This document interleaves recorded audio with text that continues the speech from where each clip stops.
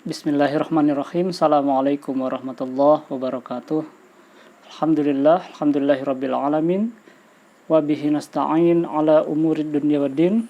Assalatu wassalamu ala asyrafil anbiya'i wal mursalin. Sayyidina Muhammad wa ala alihi wa ashabihi ajma'in. Amma ba'd. Alhamdulillah, rekan-rekan semuanya yang dimuliakan oleh Allah. Pada pertemuan kali ini, alhamdulillah kita semua semoga dalam keadaan sehat. Kita akan melanjutkan ngaji hadis kitab Al-Wafi kita. Insyaallah hari ini kita akan mengaji hadis nomor 10 tentang makanan yang halal dan lagi makanan yang baik. Syarat untuk diterimanya doa kita. Nah, baik, kita mulai saja. Bismillahirrahmanirrahim. Min kitab Al-Wafi syarah hadis Arba'in An-Nawawi rahimahullah li Syekh Muhyiddin Mistu wa Syekh Mustafa Dib Al-Bugha wa nafa'ana bi ulumihim fi darain amin. Al-Hadis Al-Ashir, hadis ke-10. At-Tayyib Al-Halalu Syatrul Qabul, yaitu makanan yang baik itu syarat diterimanya doa kita oleh Allah Subhanahu wa taala. An Abi Hurairah radhiyallahu anhu qala Rasulullah sallallahu alaihi wasallam, innallaha thayyibun la yaqbalu illa thayyiban wa innallaha amaral mu'minina bima amara bihil mursalin faqala ta'ala ya ayyuhar rusulu kulu minat thayyibati wa'malu shaliha. Al-Mu'minun wahid wa khamsun. Wa qala ta'ala ya ayyuhalladzina amanu kulu min thayyibati ma razaqnakum. Al-Baqarah mi'ah isnani wa sab'un. Summa zakara ar-rajulu yutulus safar asy'atha aghdara yamuddu yadayhi ila samai ya rabbu wa mat'amuhu haramun wa mashrabuhu haramun wa malbasuhu haramun wa ghudhiya bil harami fa anna yustahabu lahu. Rawahu al-Imam al-Muslim. Hadis yang berjudul tentang kebaikan atau kehalalan makanan yang baik, makanan yang halal itu syarat diterimanya doa. Hadis dari Abi Hurairah radhiyallahu an, dia berkata, Rasulullah sallallahu alaihi wasallam bersabda, sesungguhnya Allah itu baik, tidak menerima melainkan sesuatu yang baik. Kemudian sesungguhnya Allah memerintahkan kepada orang-orang yang beriman, annallaha amaral mu'minin bima amara bihil mursalin.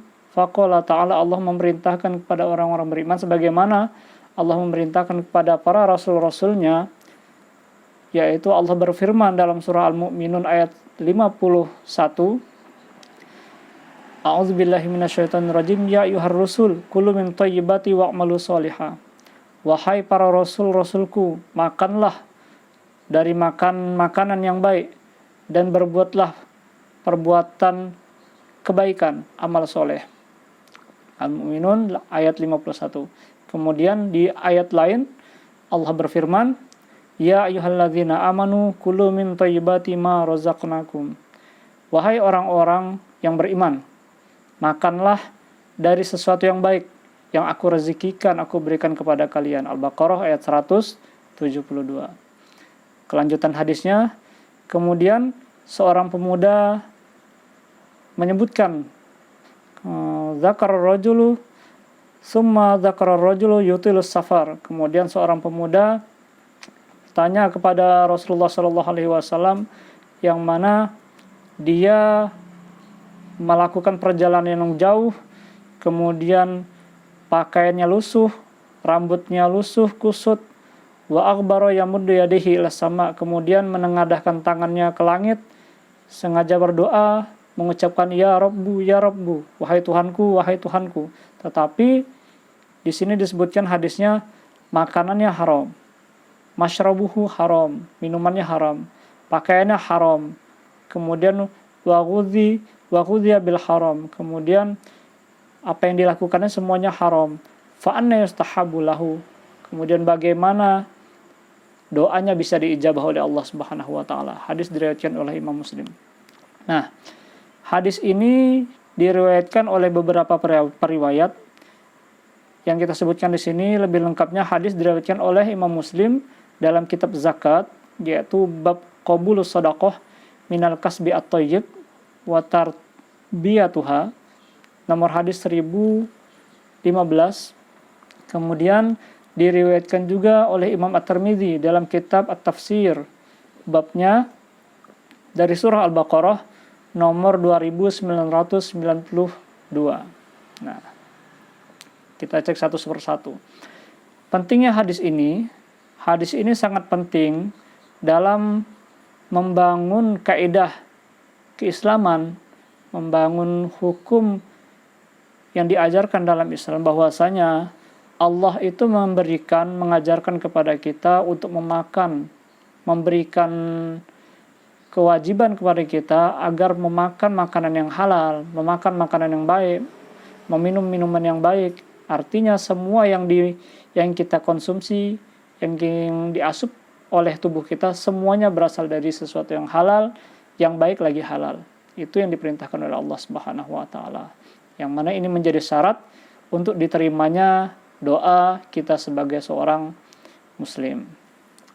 Selanjutnya, kita masuk kepada pembahasan fikih hadis yang bisa kita petik hikmah dari hadis ini. Yang pertama adalah, poin pertama, sesuatu yang baik itu akan diterima oleh Allah Subhanahu wa taala. Di sini sebagaimana disebutkan, diperintahkan oleh Rasulullah sallallahu alaihi wasallam, faqad hatha sallallahu alaihi wasallam ala shadaqah. Rasulullah itu memerintahkan untuk bersedekah minal kasbil halal at-thayyib, dari sesuatu yang halal lagi baik. Wala yaqbalullahu illa thayyiban. Kata Rasulullah, Allah itu tidak akan menerima sesuatu kecuali itu ada sesuatu yang baik. Nah, Allah juga tidak akan menerima sedekah seseorang apabila sedekahnya itu tidak berasal dari sesuatu yang baik. Jadi, ketika kita ingin menginfakkan sedekah kita kepada orang yang membutuhkan, tentu kita harus memastikan bahwasanya harta yang kita miliki merupakan atau berasal dari sesuatu yang halal, yang baik. Nah, kemudian Allah juga berfirman dalam Al-Quran, menyebutkan dalam surah Fatir ayat 10, A'udzubillahi minasyaitonirrajim, ilaihi yas'adul kalimut thayyibu wal amalus shalihu yarfa'uhu. Kepada Allah lah akan diangkat perkataan-perkataan yang baik yang bisa diterima, kemudian amal-amal kebaikan, amal-amal soleh yarfa'uhu, yang mana akan mengangkatnya. Kemudian Allah juga menyebutkan dalam surah Ibrahim bahwasanya Allah itu menerima sesuatu yang baik. Surah Ibrahim ayat 24, alam tara kaifa daraballahu mathalan kalimatan thayyibatan kasyajaratin thayyibah.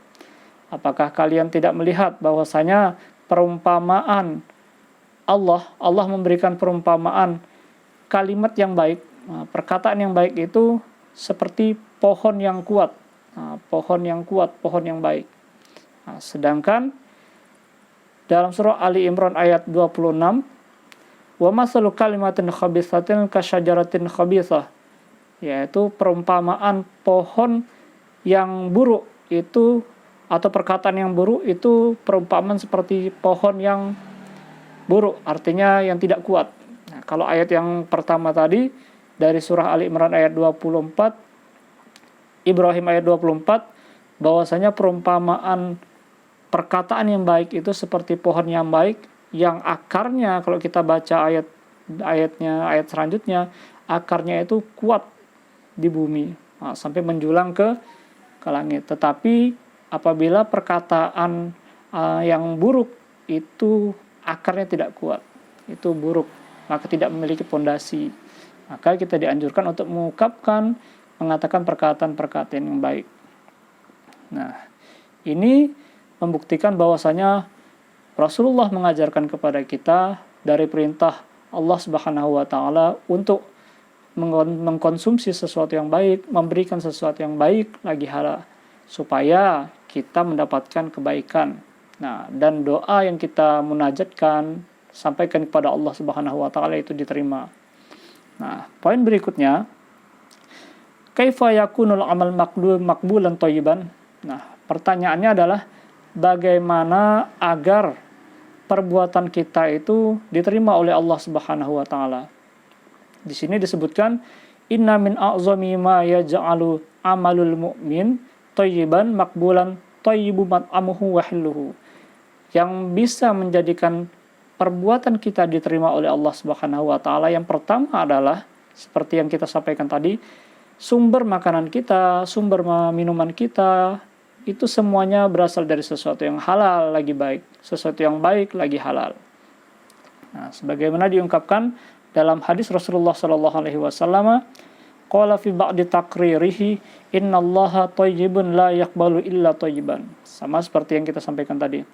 Wa inna amarallahul mu'minin bima amara bihil mursalin, faqala Allah ta'ala ya ayyuhar rusulu kulu minat thayyibati wa'malu sholiha. Nah, seperti yang disampaikan dalam hadis bahwasanya Allah itu tidak menerima melainkan sesuatu yang baik lagi halal lagi baik. Nah, dalam surah Al-Mu'minun ayat 51, ya, wahai para rasulku, kata Allah, makanlah dari sesuatu yang baik dan lakukanlah perbuatan-perbuatan amal soleh. Nah, ini perintah yang Allah berikan kepada Rasul, yang mana kita sebagai umat dari baginda Rasulullah SAW untuk bisa melaksanakan dan mengikuti apa yang diajarkan oleh Rasul-Rasul terdahulu. Nah, kemudian atau yang diaplikasikan oleh Rasul-Rasul terdahulu. Kemudian di sini disebutkan ada suatu kisah yang diriwayatkan oleh Imam At-Tabarani an Ibni Abbas radhiyallahu anhuma qala talitu inda Rasulullah sallallahu alaihi wasallam hadhil ayah ya ayuhan nas kulu mimma fil ardi halalan thayyiba. Dari surah disebutkan dari kisah Al-Quran dalam surah Al-Baqarah ayat 168. Wahai manusia, kata Allah, makanlah dari sesuatu yang ada di muka bumi ini yang halal lagi baik. Nah, di sini ada kisah dari Sa'ad bin Abi Waqqas yang bertanya kepada Rasulullah SAW, ya Rasulullah, ada Allah ayyaj'alani mustajabud da'wah. Ya Allah, ya wahai Rasulullah, kata Sa'ad bin Abi Waqqas, tolong berdoa untuk saya kepada Allah Subhanahu wa taala agar apa yang aku doakan itu diijabah oleh Allah Subhanahu wa taala. Itu permintaan Sa'ad bin Abi Waqqas kepada baginda Rasulullah sallallahu alaihi wasallam. Lantas, apa jawaban baginda Rasul? Kata Rasulullah sallallahu alaihi wasallam, ya Sa'ad, atibbu mat'amuka takun mustahabud da'wah. Nah, kata Rasulullah, perbaikilah, makanlah makanan yang halal, kemudian insya Allah doa yang engkau panjatkan diijabah oleh Allah Subhanahu wa taala. Walladzi nafsi Muhammadun biyadihi innal abda la yaqdhifu al-luqmah al-haram fi jawfihi ma yataqabbalullah minhu amalan arba'ina yauman. Bahwasanya seorang hamba yang bersumpah kemudian makan makanan yang haram, kemudian mencicipi makanan-makanan yang haram, maka tidak akan diterima oleh Allah Subhanahu wa taala amalannya selama 40 hari 40 malam. Wa ayyuma abdun nabat lahmuhu man sahat fannar aula bihi, maka baginya itu ditempatkan di neraka bagi orang yang memakan makanan yang tidak halal. Nah, kemudian hadis ini diriwayatkan oleh Abu Yahya Al-Fitats dari Mujahid an Ibni Abbas radhiyallahu anhuma. Nah, menyebutkan lagi, la yaqbalullah salatu imra'un fi jawfihi haram. Tidak akan diterima salat seseorang yang apabila dari dalam tubuhnya itu ada sesuatu yang haram. Jadi dari poin yang kedua ini kita diperintahkan oleh baginda Rasulullah SAW, diperintahkan oleh Allah melalui lisan baginda Rasulullah SAW untuk memakan makanan yang haram, menghindari dari sesuatu yang diharamkan. Nah, mengkonsumsi sesuatu yang halal ini, mengkonsumsi sesuatu yang baik ini tentu bukan hanya untuk diri kita saja, tetapi untuk keluarga kita, untuk istri kita, untuk anak kita, agar kita dapat hidup bahagia. Nah, hidup bahagia itu bukan hanya dengan berlimpah banyaknya harta, tetapi kita merasakan ketenangan, ada Allah di keluarga kita bisa mendapatkan apapun yang kita inginkan. Nah, kemudian kita bisa menjalankan segala bentuk aktivitas di dunia ini dengan tenang, dengan penuh kebahagiaan. Artinya ini menjadi jalan kemudahan yang Allah berikan kepada kita. Apalagi setiap doa yang kita panjatkan bisa diijabah oleh Allah Subhanahu wa taala. Kemudian selanjutnya intifaul qabul. Nah, bagaimana bentuk diterimanya doa kita oleh Allah Subhanahu wa taala. Kemudian di sini disebutkan qad yufidu nafyul qabul fi ba'di ahadits an-nabi nafyus sihhah. Wa misaluhu hadis la yaqbalullah salatu ahadukum idza ahdatha hatta yatawadda.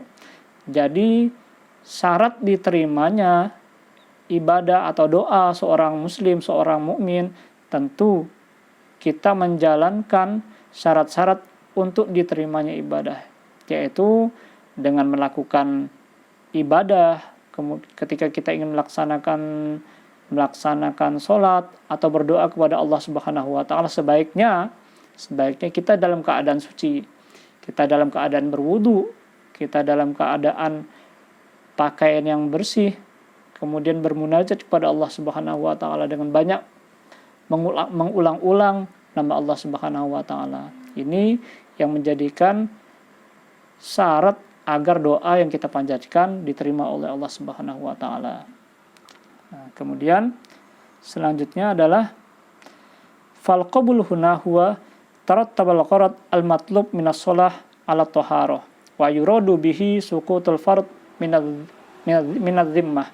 Artinya yang dimaksudkan makbul di sini diterima apa yang kita panjatkan kepada Allah Subhanahu wa taala, seperti yang kita sampaikan tadi, adalah dengan kita mensucikan diri kita, mensucikan hati, kemudian mensucikan badan kita dari segala macam bentuk najis. Artinya kita dalam keadaan berwudu, sehingga ketika berdoa kepada Allah Subhanahu wa taala, Allah akan memberikan pengkabulan dosa, dikabulkan hajat-hajat orang yang berdoa. Walaupun sebenarnya kita tidak tahu doa yang kita panjatkan itu apakah dikabulkan oleh Allah pada saat itu juga, atau mungkin setelah beberapa waktu, atau nanti di akhirat, atau setelah setelah kita, untuk anak-anak kita yang bisa merasakan doa yang kita panjatkan kepada Allah Subhanahu wa taala. Yang jelas perlu ada rasa optimisme, perlu ada prasangka baik kepada Allah Subhanahu wa taala, karena dengan adanya prasangka baik kita kepada Allah Subhanahu wa taala, maka di sana Allah akan memberikan rahmatnya kepada kita. Begitu juga ketika kita semakin meningkatkan ketakwaan kita kepada Allah Subhanahu wa taala, takwa dalam arti takut kepada Allah Subhanahu wa taala, sehingga kita semakin dekat. Nah, dalam agama ini tidak cukup kita hanya takut kepada Allah Subhanahu wa taala. Nah, takut itu kan kalau kita artikan dalam bahasa Arab ada bermakna khauf, ada juga bermakna khasyah. Nah, kalau misalkan kata khauf itu bisa dimaknai orang yang takut tetapi kita belum tahu takutnya karena apa. Nah, jika ada kata khasyah juga diartikan takut, tetapi khasyah di sini adalah setelah kita mengetahui apa yang kita takutkan, kita telah tahu yang ditakutkan itu adalah sesuatu atau zat Allah Subhanahu wa taala, maka kita semakin kagum, maka kita semakin dekat kepadanya. Makanya dalam Al-Qur'an itu disebutkan innama yakhsyallah min ibadihil ulama. Sesungguhnya orang yang takut kepada Allah Subhanahu wa taala, kagum pada Allah Subhanahu wa taala itu adalah para ulama. Nah, di sini disebutkan. Kemudian disebutkan juga pembahasan berikutnya terkait tentang kaifa yakhrujul muslim minal haram. Bagaimana caranya orang Islam itu, kaum muslimin itu bisa keluar dari sesuatu yang haram. Nah, di sini disebutkan yatakhallasul muslim minal mal al haram ba'dal ajazi an ma'rifati sahibihi awil usr alaihi bitasadduq bihi wal ajru limalikihi rawiya an Malik bin Dinar qala sa'altu Atha bin Abi Rabah an